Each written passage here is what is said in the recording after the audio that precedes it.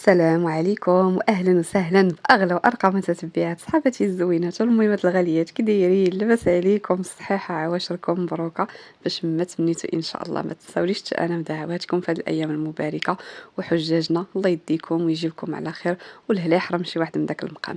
اللهم صل وسلم وبارك على سيدنا محمد وعلى اله وصحبه اجمعين. مرحبا بكم اختي معايا فيديو جديد، فيديو شادي نقول لكم عامر حداقه وتخمال وشهيوات وتشماش مهم اي حاجه في بالك غادي تكون في هذا الفيديو ان شاء الله يا ربي.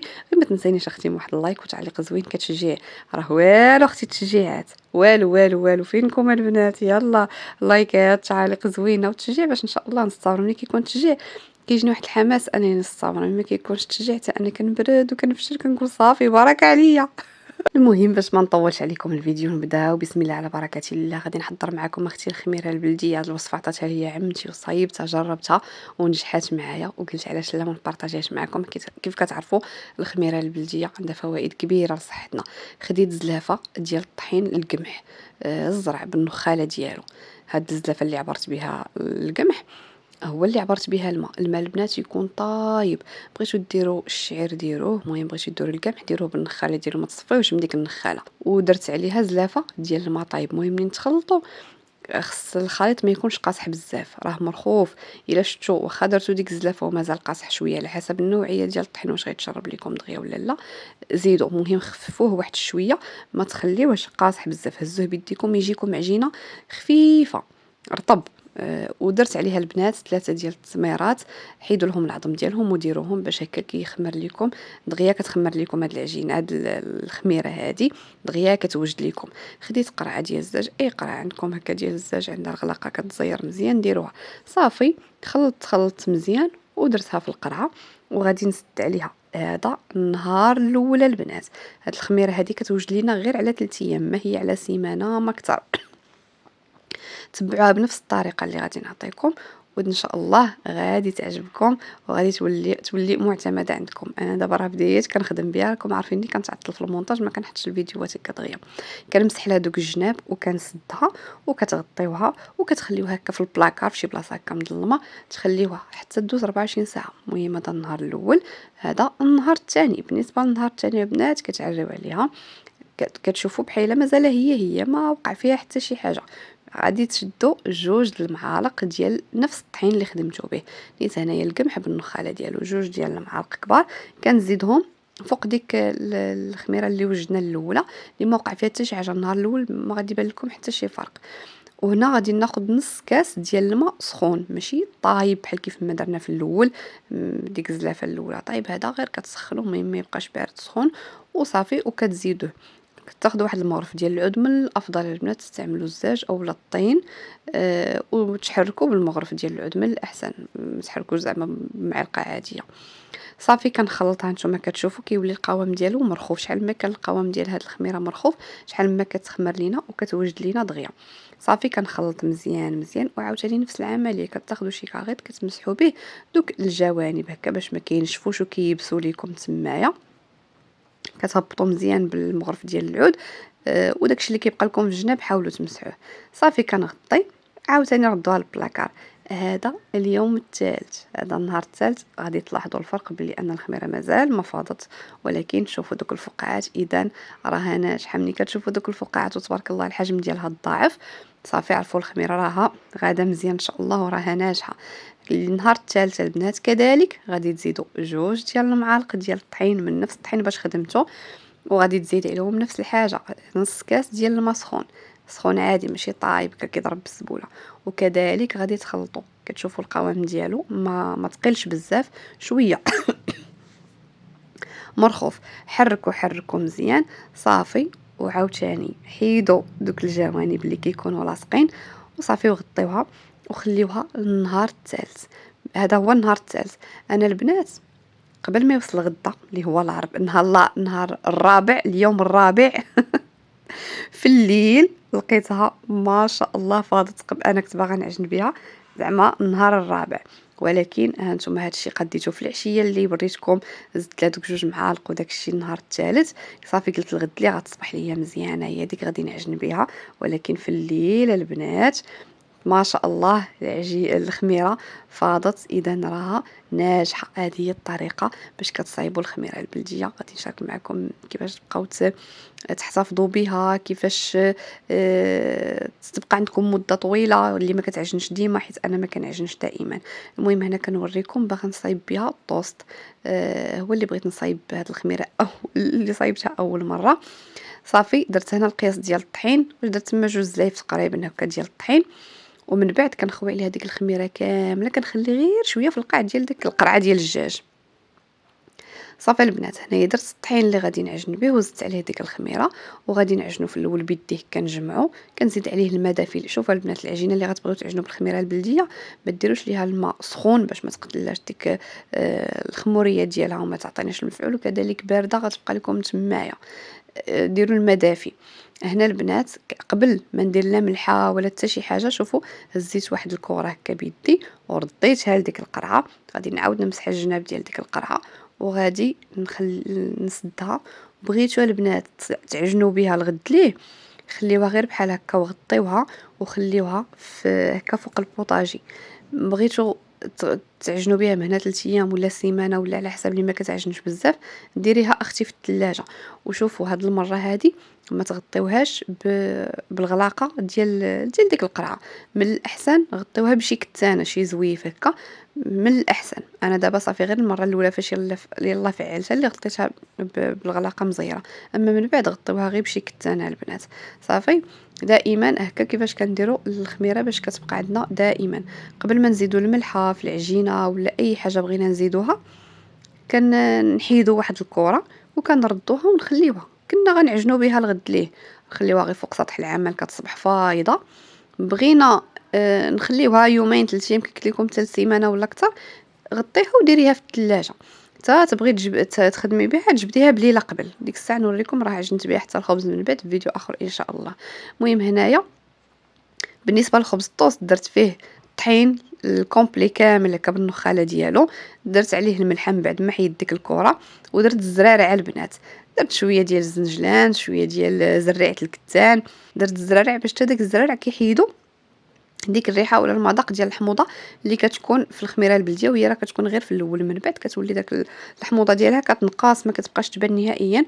وباش نقضيو عليها بهاد الزرارع كتكون فيهم ريحه زوينه، هما مفيدين للصحه ديالنا وفي نفس الوقت راهم كيعطيو واحد الريحه واحد النسمه زوينه. بالنسبه للعجينه البنات اللي كتعجن بالخميره البلديه راه كتكون شويه كتلصق، ديما استعنوا بالماء او الزيت. درتها انا في العجانه اولا عجنوها هكا عجنوها في القصعه بيديكم ودلكوها واحد شويه. وفي التالي ديروا لها واحد شويه ديال الزيت البلديه. راكم شفتوا انا درت لها الزيت البلديه. خديت المول هذا ماشي ديال الطوسطه البنات، هذا غير المول عادي ديال الكيك، ولكن انا درت فيه الطوست من بعد عاد نشري ديال الطوست. صافي كنلويها كيف شفتوا في الفيديو وكنخشيها هنايا وكندير ليها شويه ديال ديك الزريعه الخضراء، ودرت لها شويه ديال البافو اولا زريعه الخشخاش، وهنايا شويه ديال الزنجلان كندردرهم من الفوق. المهم نتوما بغيتو ديروه بالزرارع بغيتو ديروه بلا زرارع. وبالنسبه لهاد الموله البنات دهنتو بشويه ديال الزيت ورشيتو بالنخاله. صافي كنخليوها حتى كتخمر. هنا البنات حتى خمرات، راه كنوريكم الحجم ديالها كيفاش تضاعف. عاد خشيتها للفران في الفران. صافي البنات كتخليو الطوست يطيب عادي بحال الخبز، كتخليوه من التحت حتى كيطيب من التحت، عاد كتشعلوا عليه الفوق وكتخليوه غير هو الخموريه باش كيخمر. راه كيحتاج وقيته، كتغطيوه مزيان مزيان، كتلمموه في شي كاشه كاع وخليوه يخمر. انا تقريبا خدا ليا من 2.5 حتى 3 سوايع غير باش يخمر. هادشي البنات انا بارطاجيته معكم في الليل. صافي في الليل بارطاجيت معكم هادشي. في العشيه المهم عجنت ديك العجينه على ما خمرات، في الليل طيبتها. الطوست راه طاب واجد، لملمته وخليته حتى الصباح. هذا الصباح هذا اختي نهار تنشوفوا شحال من نهار صورت معكم في هذا الفيديو.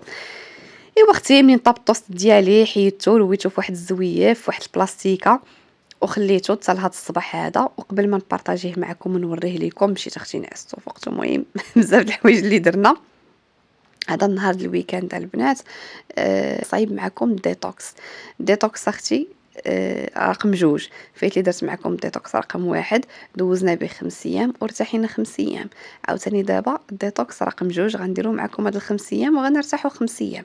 هاد الديتوكس البنات زوين للبشره، لصحه الشعر، الامعاء، الجسم، النضاره. كي قلت لكم راه فيه اختي الغيتينول وفيه الفيتامين سي الغيتينول فريزول فيتامين سي مضاد للاكسده شوفوا انا هنا كنت كنصور لكم كنقطع وكنحيد العظم ديال الليمون وبلاصه ما نلوحو ليه كنلوحو في وسط الكاس ديال المولينيكس. عاد تفكرت كنقول اش كندير، عاد هزيتو قطعت وعاود هزيت داك العظومه. المهم شنو كاين في هاد الديتوكس البنات؟ جوج خيزوي، انا كندير غير خيزويه وليمونه وقطعه سكينجبير. دابا ولادي اختي بغاو يشربوا معايا، غادي ندير جوج خيزوات وجوج ليمونات وطريف ديال سكينجبير خضر صافي، والماء.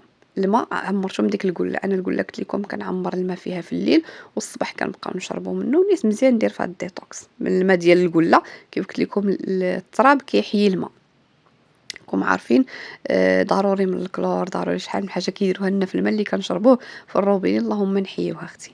شوفوا لي اللوين، وغير اللوين كيشهي البنات، عرفتوا ياك ما فيهش السكر. ولادي عجبهم وشربوا، قلت لهم بغاوش يشربوا غندير لهم فيهم الدبس ديال التمر اللي حضرت معاكم باش يولي حلو. حيت ملي كنصايب دابا شي عصير ما كيبغيوش يشربوا، انا كنشربو مسوس، كندير لهم دبس ديال التمر كيرجع حلو.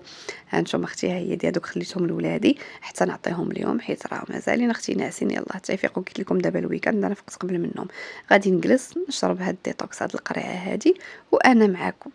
صافي البنات، انا عطيتكم دابا الخميره البلديه، عطيتكم الديتوكس صافي. شربت الديتوكس ديالي هو الاول، جيت لديك الخبز ديال الطوست اللي وجدت معكم في الليل.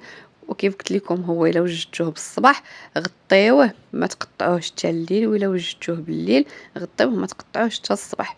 لملموه مزيان هكا فشي حاجه فشي زويف وعاد ديروه في بلاستيك. الا قطعتوه ديك الساعه به فيه راه غيبقى يتفرتت ليكم. يا اختي هانتوما شوفوا ليا طوست بالخبز بالقمح الكامل. ودوش على هضرتي، طوست بالقمح الكامل وبالزرارع البنات. عرفتوا كيجيبني واخا انا عاد ما عنديش كي قلت لكم داك المول ديال الطوست. شوفوا انا واحد شويه تشعط ليا اختي. غفلت عليه، غفلت حيت خدا ليا وقت صراحه في الطياب كياخد شويه ديال الوقت. المهم نتوما ردوا البال معاه. هانتوما قطعتو وقديتو. اللهم اختي هذا ولا تشريه حتى داك تشريه ماشي مشكل مره، ولكن تصايبيه راه ساهل، راه غير القمح ولا الشعير. المهم انتي باش بغيتي تعجني شويه الزرارع، الخميره البلديه صحي. كتاكلي شي حاجه كتعرفي شنو كتدخلي للجسم ديالك. واخا انا ما كناكلش بالكونتيتي، نقول لكم لا، ما كنحسب بالغرامات ولا، حيت ما دايراش الريجيم. واخا ناكل اختي هادشي كامل ما يضرنيش، حيت عارفه شنو فيه. ولكن البنات احسن حاجه هي ملي كتكوني مصايبه شي حاجه ديال الدار ما كتحسيش بتانيب الضمير. راه كتخسري فلوس صحيحه كتكوني كتاكلي ديك الحاجه وكتقولي واش فهمتي؟ ياك ما هذيك اللي كليتي هي اللي ضراتني، ياك ما هذيك ماشي بحال ملي كتكوني مصايبه اختي على يدك. صافي هنايا هاد الزيتون البنات عقلتو في الفيديو اللي فايت قلت لكم نخليه 3 ايام في الشمس وفي السمره. من بعد ما غسلته مزيان صافي اختي خليته ديك 3 ايام في الشميشه وفي السمره. بارك عليه اليوم النهار الثالث ديالو درت ليه شويه ديال الزويته بلديه كندهنو مزيان باش كتبقى فيه كتولي فيه ديك اللمعه. حسن داك البنات اللي كيكون منفوخ وملس ملس ملس ومالح مالح مالح كيتباع عند صحاب الزيتون. انا بعد هذيك ما تقدرش تهبط ليا نص وحده، ما نقدرش نهبطها بقوه ديك الملوحه اللي مالح. انا كتعجبني الملحه، ولكن داك الزيتون مالح وديك ما نكذبش عليكم ما عنديش معاه. هذا اختي بلدي وزوين كتحسيني بمذاق ديال الزيتون ما فيه لا ملوحه، حيت غسلناه بديك الملوحه اللي كتكون كثيره فيه، كتكون فيه واحد الملوحه زوينه.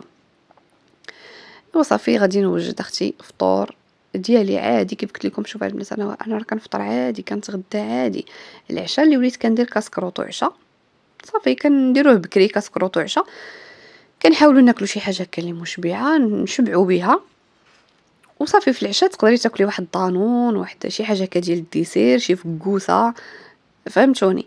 اما انا باش نقول لكم تبع الريجيم وداكشي كيف قلت لكم قبيله كنحسبوا بالغرامات وهادي وهادي، لا راه كنفطر عادي، كناكل عادي، كنتغدى عادي. غير انا بغيت الاكل يكون صحي، بغيت ننقص المعلبات، قوه المعلبات هذه، المايز هذه الكريمه ديال الطياب، هذاك الشيء اللي بغيت ننقص منه. مايونيز فهمتوا، والسكر والفورس.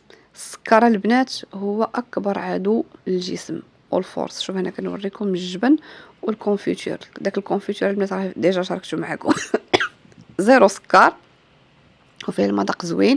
وان شاء الله حتى الكونفيتور دابا راه جاي الخوخ المشماش داكشي سير خصك تخرجي للسويقه المهم في العشيه تكون رخصت شويه القضيه. وكيكون داك المشماش او داكشي واش بغيتي تصايبي الديسير يكون طايب شويه، ماشي غتاخدي المومو ديال المشماش ولا مومو ديال الخوخ. ان شاء الله نصايب معكم الكونفيتور. دابا عرفتي شنو باغا نصايب لوليداتي؟ والله القسم باغا نصايب لهم اختي الشوكولاته، باغا نصايب لهم اختي شوكولاته ديال الدهن، باغا نصايب لهم النوتيلا منزليه و100% صحيه. راه هادشي عندي المكونات وعندي كلشي، خصني غير نصايبها لكم، نصايبها ليهم وليكم حتى نتوما. مهم شوفوا الفيديوهات ديالي ان شاء الله كلهم افاده. راه ما يمكنش اختي تفرجي في بيتي مع فاطمه الزهراء وما تخرجي بلا افاده من الفيديوهات ديالي.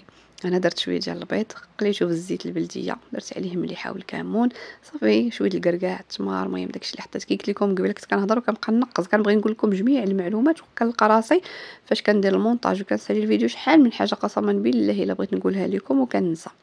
هنا البنات اتاي حيدت كاسي، عاد درت واحد نص طوبه اللي بقى داك اتاي اللي بقى خصني نشري بريرد، راه كنسى.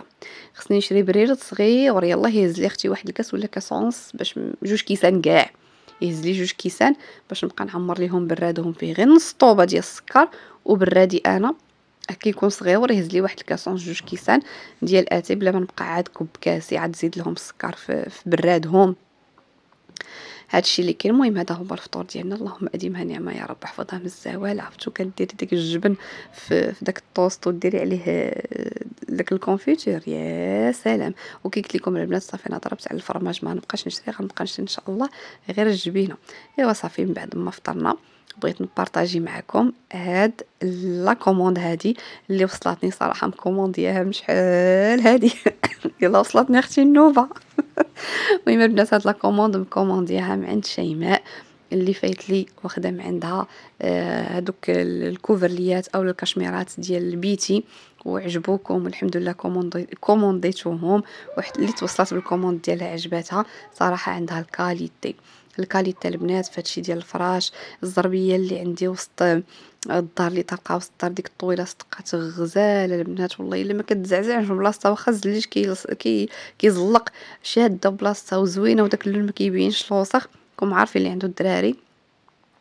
اما الكوفرليات ديال بيت ولادي كلهم من عندها فنين. دابا اختي رانا عرفتوا فوقاش كي قلت لكم راه مشحال هادي وانا مكومونديه.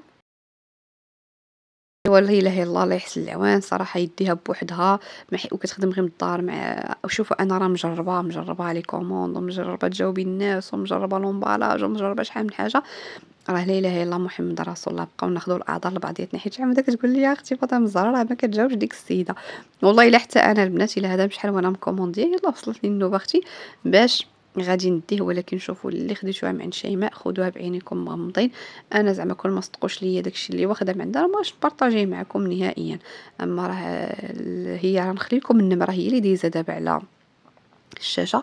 اي وحده بغات شي حاجه هكا كوفرليات لي زور بلاستيك ديال المخدات داكشي ديال البيوت ديالكم ولا ديال وليداتكم، النمره البنات دايزه على الشاشه. تواصلوا معها قول احنا متعارف بيتي مع فاطمه الزهراء غتقدم معكم في الاثمنه، وقول لها تدخلكم حتى الجروب حيت عندها هي جروب ديال الواتساب.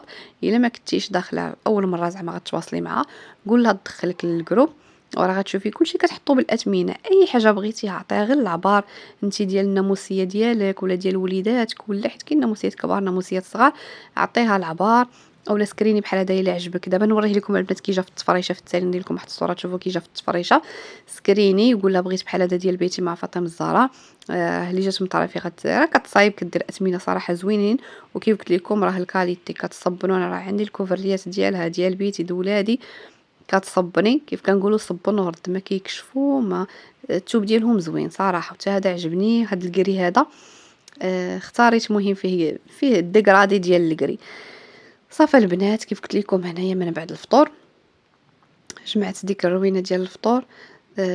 جيت كان غادي نسيق الدار صراحه كان خاصها تسيقه. وليداتي راه جالسين كيخدموا التمارين ديالهم كيخدموا التمارين ديالهم. المهم تفرجوا شويه خدموا التمارين شويه وانا جيت نضرب تسيقه للدار. هذيك الطابيه اللي روليت هذه ديال وسط الدار حتى هي البنات راها من عند شيماء. صافي غادي نحيدها حيت الصراحه سخال الحال اختي هاد الايام تصيفنا شحال هادي ما بارطاجيت معكم التسياق. ان شاء الله البنات اللي كيسولوني على التخمال، واش ما غاديش ديري معنا التخمال ديال العيد؟ لا البنات، انا هاد الساعه ما غندير بو تخمال ديال العيد، غادي نحيد غير هاد الطابيه هادي اللي شفتو، حيدتها هادي ديال وسط الدار صافي، هذيك تنصبنها ونحيدها. اما الزرابي ديال بيتي، ديال بيت ولادي، ديال الصالون، ان شاء الله حتى يفوت اختي العيد، حيت انا هاد الايامات نيت ما مسالياش، راكم عارفين مع انا عندي الخدمه، انا لي كوموند وكل شيء. ان شاء الله يا ربي حتى لمورا العيد، منين يفوت العيد البنات عاد غادي ندير تخميله عالميه. شوفوا تحت هاد البلاكار ديال الصبابط شنو لقيت فيه، ما عرفت اختي منين كيجي هاد الشيء، حيت هذا جاي على الدخله ديال الدار وهنا كيحيدوا صبابطهم. ايوا اختي لا اله الا الله. قلت لكم البنات ان شاء الله حتى لمورا العيد عاد غادي نهز الصالون، غادي نشوف شي مرة تصب لي الزرابي ديال الصالون، اما الاخرين غادي نصبنهم غير راسي او لا نصيفطهم من لافاج ولا مازال ما عرفت. وغادي نخمل الصالون، المهم غادي نفركو فريك ان شاء الله ونخلي فيه غير زريبيه وحده. اما بيتي وبيت ولادي راه مره كنخملهم، الكوزينه كل مره كندير بليصه.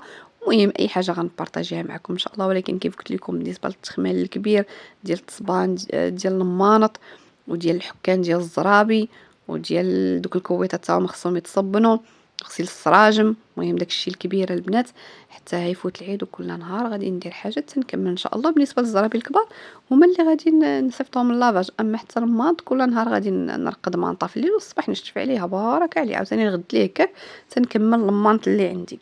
صافي دابا مع هاد الحراره والدار كانت موسخه. شوف البنات انا داري كنصيقها مره واحده في السيمانه، انا ماشي اختي كل نهار جالسه هازه كراطي وسطلي وكنت كي الهبيله شحال هادي، ما عندي ما يدار، كنجلس نصيق.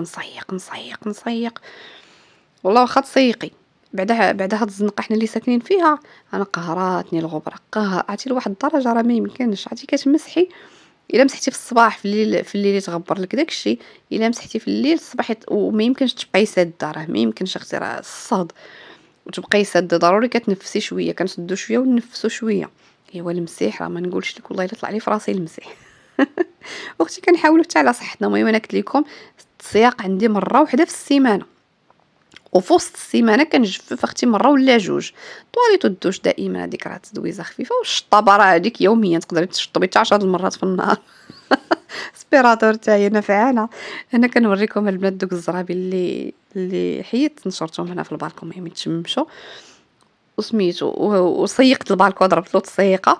البلاكار قبيله فاش جريت ولقيت داك العجب تحت منه، راني ما وريتكمش داك القطع، لقيت هاد الصبابط هادو مبقيتش كنلبسهم دابا، خصني نخبعهم اختي حتى البرد جي مازالين نقيقين. ضربت لهم غير مسيحه هكا من الفوق ومن التحت باش متبقاش فيهم الغبره، غندخلهم البلاكار الدخلاني، حيت هذاك البلاكار الدخلاني عندي فيه صبط اللي ما كيتلبسوش ديما.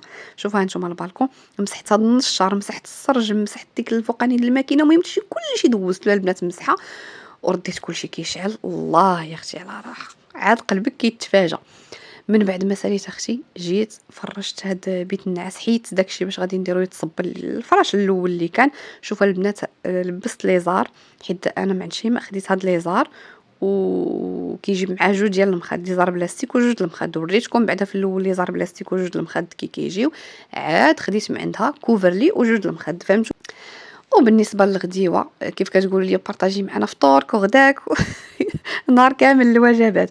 الغدا البنات شوفوا هاد اللوبيا هادي صغيوره غزال عجبتني، عرفتي لقيتها عند واحد العطار، ماشي عطار كيبيع في السويقه، عنده داكشي البلدي، العدس البلدي، العدس الاحمر، الجنجلان، كنت خديت من عنده الجنجلان والشريحه وداكشي. لقيت عنده هاد اللوبيا هادي وعجبتني صغيوره. اللوبيا الاغلبيه فاش كنطيبها البنات كنديرها مع خيزو، الطياب ديال اللوبيا عادي. هنا البنات دازمو للحوت كيعيط الحوت ما كتعول عليه. خديت واحد نص كيلو ديال السردين تشهيتو مشوي، درت له البنات، درت له الملحه والكمون، عصرت عليه شويه الحامض ورشيت عليه شويه الزعتر ودخلته للفران. وشلاضه العشق ديالي، الخص ولي سوغيز والفكوس، وصافي البنات شويه الملحه وشويه البزار وشويه ديال الزيت البلديه. اللهم اديم نعمه يا رب، حفظها من الزاويه.